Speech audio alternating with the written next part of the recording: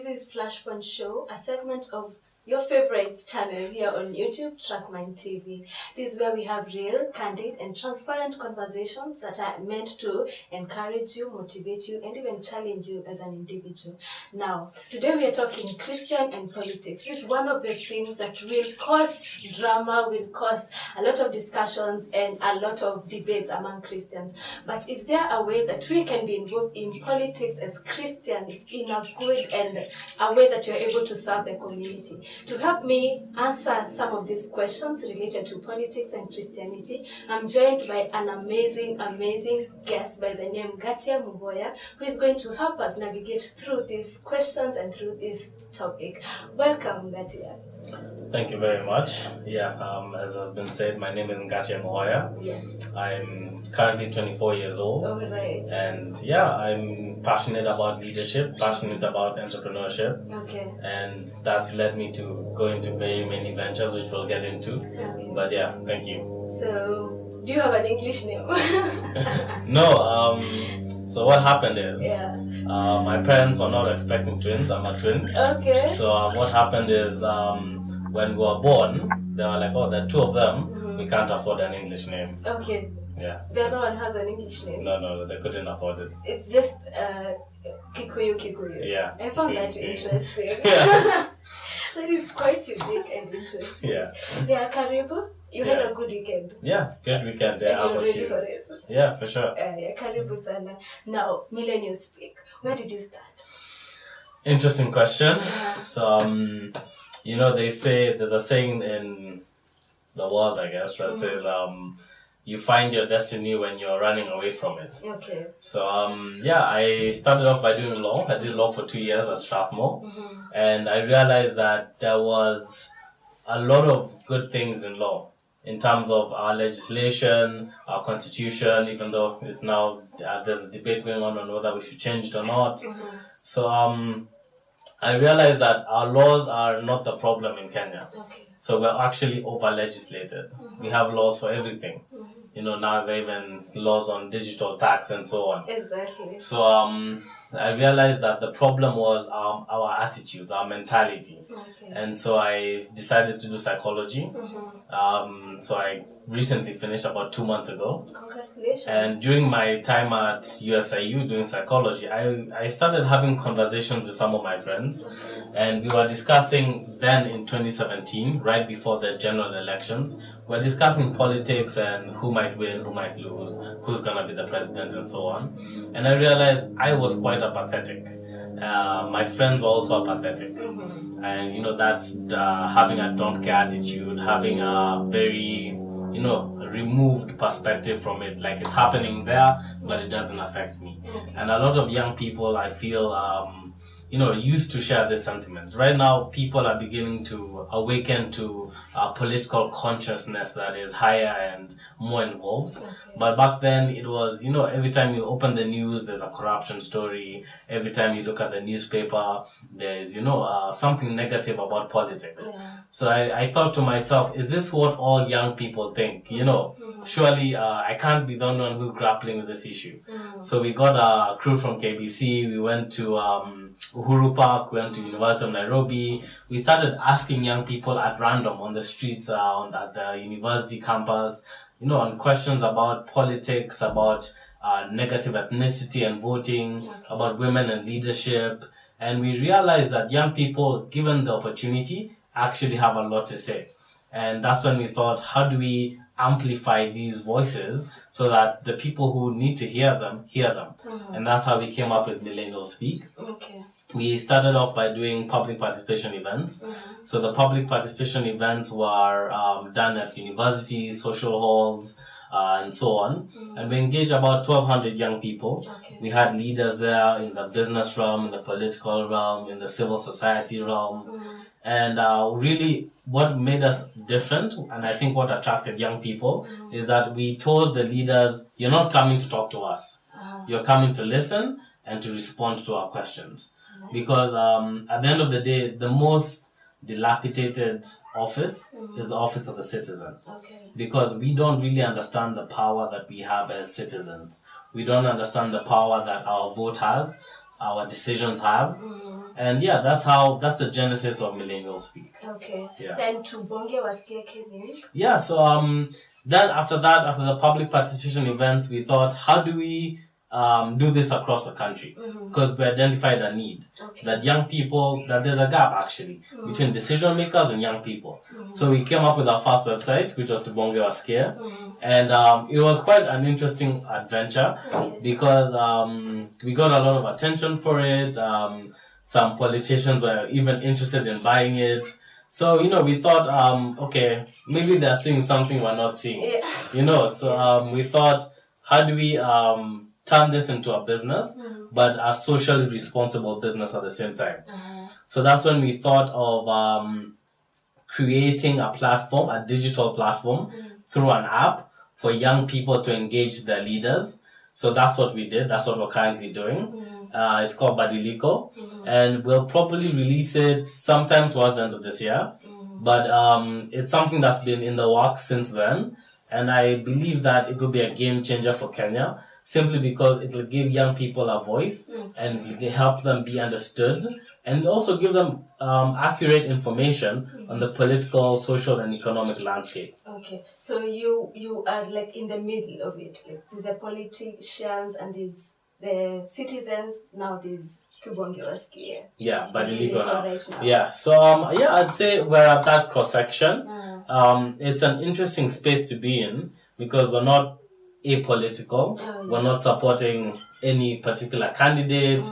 Our main focus is representing young people. Okay. So our idea is to sort of collect views and information from young people and represent that at a higher level. And obviously our business model comes in from a data point of view. So data is quite key. And I think decision makers are beginning to pay attention, especially since it's been adopted everywhere else in, Western worlds, and, decision making has become more data driven. Here we're still grappling with, where does the data come from? So those are the kind of solutions we're trying to pioneer. I think that is awesome because youth and politics, especially in Kenya, so you coming in and forming that bridge, I think that is awesome. That is amazing good work that you're doing. Now, I was watching you in another video somewhere, and one of the things that really amazed me about you is you are a Christian, a believer, and you have decided to be there, to be involved in politics, not directly, but you're involved in politics. And I was just wondering, is there a way that your faith helps you, or does it play a role in your decision making, in even being a CEO and running a business? Does it affect? Is there a relationship? Yeah, for sure. So actually, I'll start with telling you what CEO means to me. So being a CEO is something I guess I've wanted for a long time, but I've never really known how the mechanics about it. So I thought you want to be a chief executive officer. You want to run a company, you want to make profits, you want to do all these things. But when you actually become one, I think God gave me a different perspective of it. So what it means to me is Christian executive officer. So it actually informs everything that I do.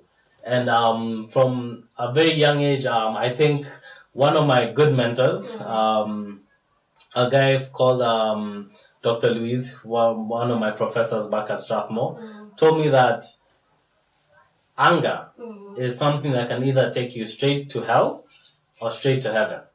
Now, the hell part we all know. How anger can take you to hell. The heaven part is a bit more murky. Because when you see something in society and it provokes a reaction of anger from you, then you have two options. You either become angry and do nothing, and you fall into apathy, or you become angry and become proactive. So from a young age, I used to see all these decisions and decision makers and corruption that used to go on because it used to anger me. And I don't know why it used to anger me. And I guess it's just something that God put in me. But I thought, what kind of impact can a good decision maker have? It is something that will last generations. And this goes back to one of my favorite quotes. it says that we haven't inherited this land from our forefathers. Yeah. We've borrowed it from our children. So even though I don't have children right now, one day I will. Yeah. So what state am I gonna give this country back to them? You know, am I gonna take it back into a state that was, you know, worse than it is now, or am I gonna try and enrich it and make it better? Okay. So I'd say my faith does actually is the reason behind all of this. I like that. Yeah. I like that because as a Christian, like, faith should be there at the starting point, you know, always consulting God. It really helps. I think I like that. And what issues do you think we young people are facing that are not being given enough attention, especially in our country? Okay, that's a difficult question. But I think that issues that maybe are emerging that aren't being given, you know, the necessary attention are probably things like social welfare. Okay. And by that I mean we look at mental health, we look at economic well-being for young people, we look at, especially because of this COVID-19 pandemic, those two things have really been affected. And any young person can tell you that they've been affected because in Kenya, it's really difficult to find employment. It's difficult to start a business. It's difficult to, you know, measure or weigh the sort of the risks as well as the opportunities of going into business. So I think not that it hasn't been given attention, but from a very maybe a public sphere point of view, they could do more. Okay. Yeah. And that's now where we as youth are supposed to speak out now on these issues that are given priority. Yes. That is amazing. And do you think youths, we should care about politics? Because sometimes you watch news and you get angry. But with all that, do you think we, especially believers, do you think that we should, it is necessary that we get involved in politics in Kenya? I think 100%. I think, you know, if not us, who?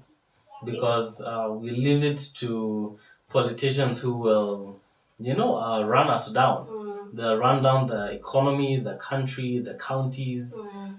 It'll get to a point where young people will be left hopeless and it'll be too late by then. So it's important. It's imperative.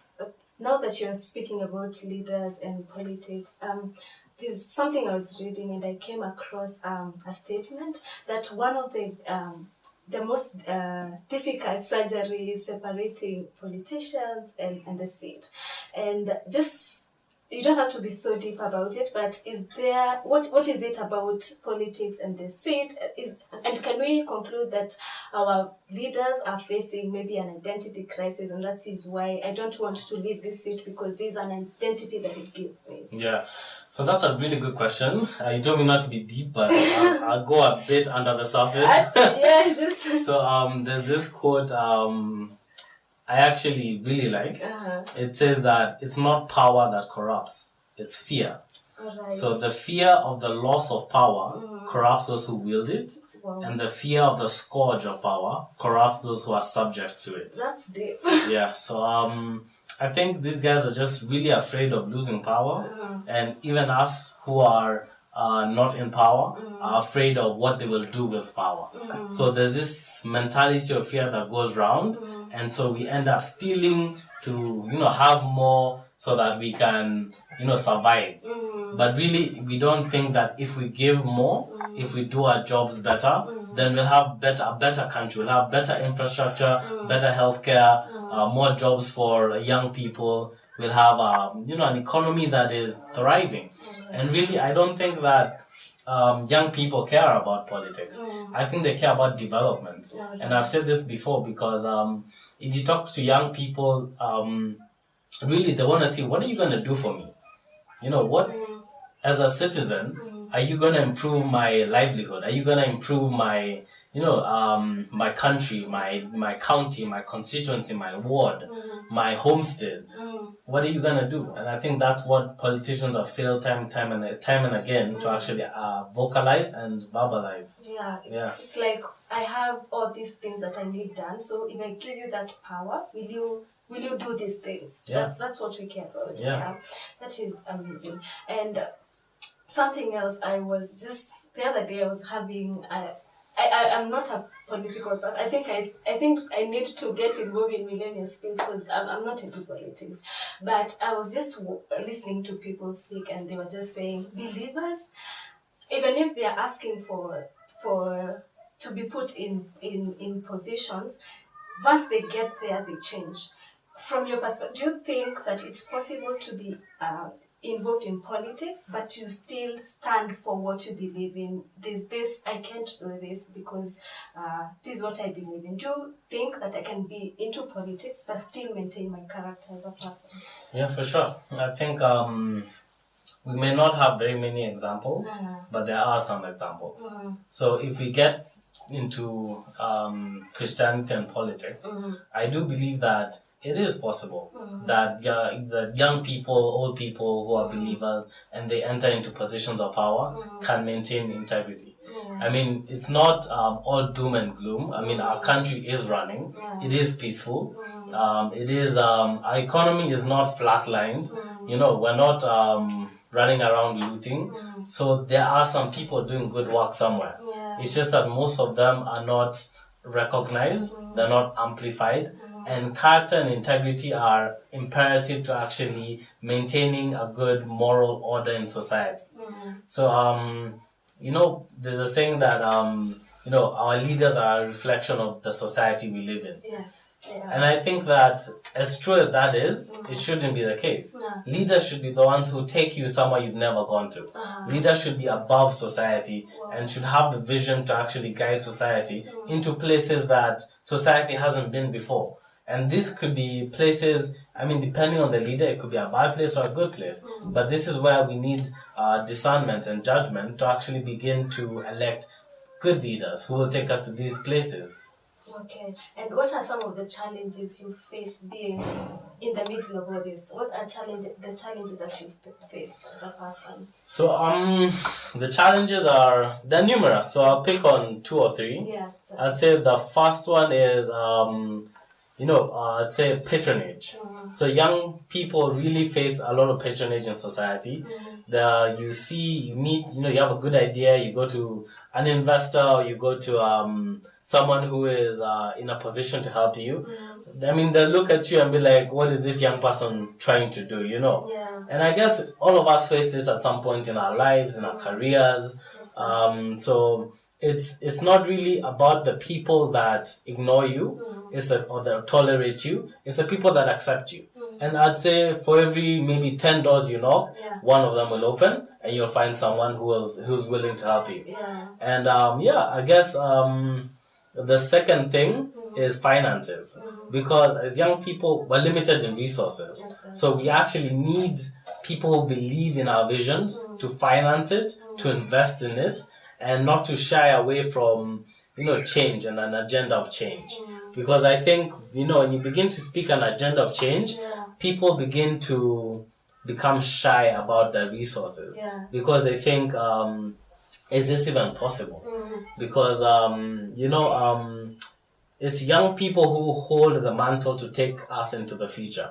So us guys right now, we're the leaders of today, not tomorrow, today. And how we take people into the future is by motivating them, believing in them. And if we don't get people who invest in us, it's difficult to move forward. Okay. And now, one of the things that, when I was told I was having you in this show, one of the things that I did was I went on Instagram, Facebook, Twitter. I was looking for Katia Muhoya, and there is no Katia Muhoya anywhere. Yes. And as a CEO, as a leader, I think it's very important to keep up with the trends. So how do you do it without social media? Yeah, I mean, that's a great question. So I'll explain the 2 facets of that question. One, why I'm not on social media, and 2, how I keep up with trends. Okay. So the first reason why, or rather the first phase of that question, why I'm not on social media, is because personally, social media has a lot to offer. So much to offer. There's content such as this. There's content that is positive, that is life affirming, that is Christian, that is motivational. But that's maybe 2% of it. The rest of it is distractions. The rest of it is something that really doesn't add too much value. So I thought, how can I still, gain the value from social media, but not distract myself from it? Okay. Because on average, people between ages 15 and 35 spend up to 4 hours on social media every day. Imagine. Yeah, and I did that study on myself. I thought, okay, that's not true. I don't spend that much time on social media. And I saw I was spending 4, 5, 6 hours sometimes on social media. So I thought I could actually be spending my time more productively. So I could do more with my time if I was not on social media. So that's my reasoning behind that. And how I gain news is I'm always online. I'm always on LinkedIn. I'm still on LinkedIn. I'm on YouTube. I watch news sometimes. I read the newspaper. So I'm always in touch. And also you realize having conversations with people who are in the media space actually gives you a lot of insight. And I think that at the time, if it's important, you'll know about it. Okay. If it's important, you'll know about it. You don't have to keep scrolling through your newsfeed every 2 seconds to know what's happening. It just happens. Yeah. I think that's very important. Actually, the 4 hours, I think it's on the minimum. That's on the day that you're busy. Yeah, exactly. There are people who always TikTok, Instagram, and I think that's very important, and that's something that our viewers should learn as well. Yeah. And now, being a CEO, you did law at some point, then psychology, then all these things. Now, let me tell you, I'm not even close to half of what you do. And sometimes I feel so overwhelmed. I'm thinking, Mpaka, you have to call yourself a meeting, like, Grace, we need a break. So how do you deal with all those responsibilities, and how are you able to balance, family, relationships, and work? Yeah, I mean, that's actually the toughest thing to do because at the end of the day, you're a human being. Exactly. You need rest, you need to laugh, you need food, you need exercise. So time management is quite crucial. It's actually critical in defining your leadership style. Okay. Because you're not a machine, you're not a robot. So you have to make time for what's important. So obviously God is number one. So I make sure I pray, I go to church, I read my Bible. The next thing is family. So I spend time with my family, my friends, relationships, and then work. Work is consistent. Right. So work, you work all the time. All the time. You work all the time. Yeah. So you just have to find a way to mitigate the times that you're not at work and try and compensate with it by meeting with friends, doing some exercise, reading. I like to read. So really it's about time management. That's what I say about that. And also the aspect of priority. Yes, priorities. Like precisely. for you, it's God, then family, then friends. Yes. I think that's awesome. Yeah. Now, as we finish up on this, I would like you to just speak to a 16-year-old Ngatia out there who is wondering, I am interested in this path of career. It doesn't have to be just politics or anything, but I'm interested in this area, but there's just fear, or there's just something that is stopping them. Probably they feel inadequate, probably they feel like they are too young, probably they're 19 and they're wondering, I can't even start a company at 19. They have all these setbacks. What would you tell them? So I'd say there's this verse in the Bible that says it's better to be patient than powerful. So I think in my own understanding, or rather what I've come to learn about it, is that if you begin to attack everything at once, then it'll overwhelm you. Okay. If you begin to say that, I need to change the world now, or I need to have my life in order now, then it begins to overwhelm you and you begin to see all the ways it can't happen. But then if you're patient, if you start attacking, one side first, maybe it's your relationships, maybe it's your networks, maybe it's your career, your self-development. And then slowly by slowly, 2 years will go by, 5 years will go by, 10 years will go by, and you'll be in a completely different space, a completely different level. The time will pass anyway. I think that's what people don't realize. It's how you make the time count. Yeah. And one other thing I'll say is that you're actually more powerful than you know. Because, greater is he that is in you than he that is in the world. Yeah. And I think a lot of the time we don't tap into God's purpose for our lives because we're afraid that we won't make it. But you see, it's not up to you to make it. It's, you know, it's God's plan. It's God's plan, and He will resource it. He will envision it for you. But you have to do the work. You have to actually get dirty and do the work. So I'd encourage and motivate the young people and say, start with what you have. Start now. And don't look for instant results, because results take time. And also the most important thing, I think, or rather a key important thing, is surrounding yourself with people who are on the same mission. So you can't be, going to Mombasa and using Thika Road. Exactly. Yeah, because you will get lost. If those people are going in a different direction, you'll end up where they're going and not where you're meant to be. Yeah. That is amazing. And also I like that the fact of just taking one thing at a go. Yeah. Because for us young people, we normally feel like I have to have 100 G's right now for me to start this business. Yeah. It's not supposed to be like that. Yeah. It's just a step at a time. For sure. Figure this out. After that, we figure this out. Yes. Yes, it has been really amazing having you, Ngatia. I've learned a lot from you, and I'm sure our viewers have as well learned a lot from you. And let's get involved in this politics. Let's not fear. Let's just and even pray for even our country and all that. So thank you so much. May God be with you. May He increase you even in your business as you continue to run this company. May the Lord bless you. And it's been a pleasure having you. Thank you so much, our viewers, for sticking with us. This is Flashpoint Show, just to remind you, and have been your host, Grace Kathomi. It's been a pleasure, and I hope you've enjoyed. Now, it is very important to us that you subscribe to this channel. If you look right below, there's a subscribe button. Guys, it's free. Just subscribe. You hit it and you are a member of this family. So subscribe. Leave a comment. Would you like Ngatia to come back and feed us more of this interesting information?